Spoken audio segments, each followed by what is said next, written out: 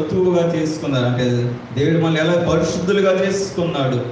అందుకే ఆదికాండంలో ఒక మాట మనం చదువుతూ ఒకసారి, ఆదికాండం మొదటి అధ్యాయంలోనే దేవుడు అక్కడ మాట్లాడుతున్నాం 26 వచనం చదివితే, దేవుడే స్వయంగా ఆయన నాలుగుతో ఆయనే ఆయన మాటతో మాట్లాడుతూ ఉన్నాడు. చదువుతాం ఒకసారి. దేవుడు మన స్వరూపమందు మన పోలిక చొప్పున నరులను చేయదు. దేవునికి స్తోత్రం, హల్లెలూయా. అంటే దేవుడు మనం ఎవరు చేసుకున్నారు? సొత్తైన వారుగా చేసుకున్నారు. దేవునికి స్తోత్రం. ఆయన స్వరూపంలో ఆయన పోలికలో నరుల్ని, స్త్రీని పురుషులుగా దేవుడు చేసినట్టుగా అంటే మనం ఎలా ఉన్నామో దేవుడు కూడా ఆ రీతిగానే ఉన్నాడు. దేవుడు ఆయన ప్రేమమయుడు కాబట్టి మనం కూడా ఏం చేస్తాం? అందరిని కూడా ప్రేమిస్తాం. ఆయన కరుణ గల దేవుడు కాబట్టి మనం కూడా అనేక మందిని కరుణిస్తూ ఉంటాం. ఆయన కోపం వస్తుంది కాబట్టి మనం కూడా ఏం చేస్తాం? చాలాసార్లు కోపం వస్తుంది. ఎందుకంటే ఆయనలో ఉన్న పోలిక దేవుడు మనలో ఉంచాం. మనం ఎలాగైతే ఉన్నామో దేవుడు కూడా అదే రీతిగా ఉన్నాడు. ఆయన చూచే దేవుడు, అందుకే మనం కూడా ఏం చేస్తాం? చూస్తాం. ఆయన మాట్లాడే దేవుడు కాబట్టి మనం కూడా మాట్లాడతావు. ఆయన మాట్లాడే దేవుడు, చూచే దేవుడు, ఆయన వినే దేవుడు. దేవుడికి స్తోత్రం, హల్లెలూయా. ఇది ఆఖరి ఏమనింటుందండి? ఆయన వినే దేవుడు, చూచుచున్న దేవుడు అని దేవునికి పేరు పెట్టినట్లుగా మనం చూస్తాం. దేవునికి స్తోత్రం, హల్లెలూయా. అంటే దేవుడు ఆయన పోలికల్లో, ఆయన స్వరూపంలో దేవుడు నిన్ను నన్ను అంటే దేవుడు మనం ఎలా చేసి ఒక సొత్తుగా చేసుకున్నాడు. దేవుడు పోలికలో చేసుకుంటే ఎలా చేసుకున్నాడండి? ఆయన మనల్ని పరిశుద్ధులుగా చేసుకున్నది. సొత్తు లేని వారుగా కాకుండా సొత్తు గల వారుగా దేవుడు ఆయన పోలికలు, ఆయన స్వరూపంలో చేసుకుంటారు. దేవునికి స్తోత్రం, హల్లెలూయా. ఇక్కడ మనం చూస్తే సొత్తు భూమి గల కొండ మీద నా ప్రియునికి ఒక ద్రాక్ష తోట ఉన్నది అండి. ఇక్కడ మనం చూస్తే సారం లేని కొండ కాదు కానీ, ఎందుకు పనికిరాని కొండ కాదు కానీ, ఇక్కడ బలం లేని కొండ కాదు కానీ, ఏ కొండ ఉండేది? సత్తువ భూమి గల కొండ మీద నా ప్రియునికి ఒక ద్రాక్ష తోట ఉన్నట్లు మనం చూడాలి. 2వ వచనం చదువుతా ఒకసారి. 2వ వచనం చదువుతామండి.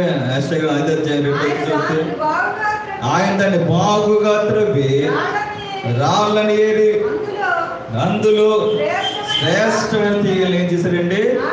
నాటించండి. దేవుడు మనల్ని ఏం చేస్తారు? బాగా ఉండాలని అండి. ఆయన దాన్ని ఏం చేసి బాగుగా త్రవ్వి రాళ్ళను ఏరినట్లుగా మనం చూస్తూ ఉన్నాం. మన పైనే ఇటు ఒకవేళ ఒక మొక్క వేసాం అనుకో, పైన వేస్తే ఏమవుతుందండి?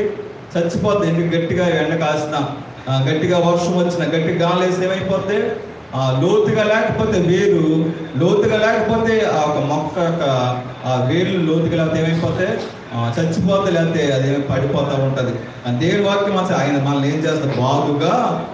బాగుగా త్రవ్వాలి. మన లోతైన అనుభవంలో ఉండాలి. అంటే మనం ఎప్పుడైతే లోతుగా ఉంటాం దేవుళ్ళు, మనం ఏం చేస్తామో ఫలిస్తాం. దేవుడికి స్తోత్రం, హల్లెలూయా. అంటే మనం ఫలించమో లేదో మనకు ఎలా తెలుస్తుంది అంటే, ముందుగానే అపోస్తలుడు పౌలు గలతీ రాసిన పత్రికలో అక్కడ మనం చూస్తే అక్కడ ఆత్మఫలాలు మనం చూస్తూ ఉంటాం కదండి. ఫ్రూట్ ఆఫ్ స్పిరిట్ కదండి. ఫ్రూట్ ఆఫ్ స్పిరిట్ అదే 9 లక్షణాలు. మనం ఫలించేవారైతే మనలో ఏముంటుంది? ప్రేమ ఉంటుంది, మనలో సమాధానం ఉంటుంది అండి. మన దాంట్లో కైండ్నెస్ ఉంటుంది, తగ్గించుకునే మనసు ఉంటుంది, లోబడే మనసు ఉంటే మనం చూస్తే 9 ఆ ఫలాలు మనం పండిస్తాం లేదా మనకు మనం ఏం చేసుకోవాలంటే దేవుణ్ణి ముందుకు సాగి మనం చూస్తే ఆయన దాన్ని బాగుగా త్రవ్వి రాళ్ళని ఏరి అందులో శ్రేష్టమైన తీగలు ఏం చేశారండి? నాటించట్లుగా మనం చూస్తాం. దేవునికి స్తోత్రం, హల్లెలూయా. అంటే దేవునికి అయిష్టమైన ఏమైనా మనలో అయిష్టమైన ఏమైనా ఉంటే ప్రభువు ఏం చేస్తారండి? ఆయన ఎప్పుడైతే మనం లోతుగా ఎదుగుతామో, ఎప్పుడైతే లోతైన అనుభవంలో ఉంటామో దేవుడు ప్రతి ఒక్కరిని ఏం చేస్తాడండి? ఏడుతాడు. దేవుడికి స్తోత్రం, హల్లెలూయా. ఈ యొక్క మనం చూస్తే ఇక ఫార్మర్ మనం చూస్తే, ఈ యొక్క వ్యవసాయకుడు మనం చూస్తే ఆయన బాగుగా త్రవ్వి రాళ్ళను ఏరి అందులో శ్రేష్టమైన తీగలు ఏం చేశాడండి?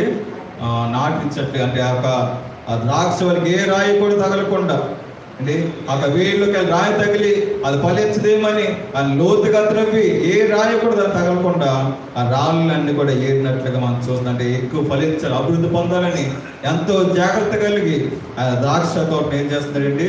ఆయన ఎంతగానో ఆయన ప్రేమిస్తూ ఉన్నారు. దేవుడికి స్తోత్రం, హల్లెలూయా. యేసుక్రీస్తు నిన్ను నన్ను కూడా ఆ రీతిగా ప్రేమిస్తూ ఉన్నాడు. మనం బాగా ఉండాలని, అభివృద్ధి పొందాలని, ఆత్మీయంగా ఎదగాలని, ఆశీర్వదించగా అనేక మంది దీవెనకరంగా ఉండాలని దేవుడు ఆయన మనలో పనికిరాని ప్రతి ఒక్క రాయిని ఆయన ఏం చేస్తున్నాడండి?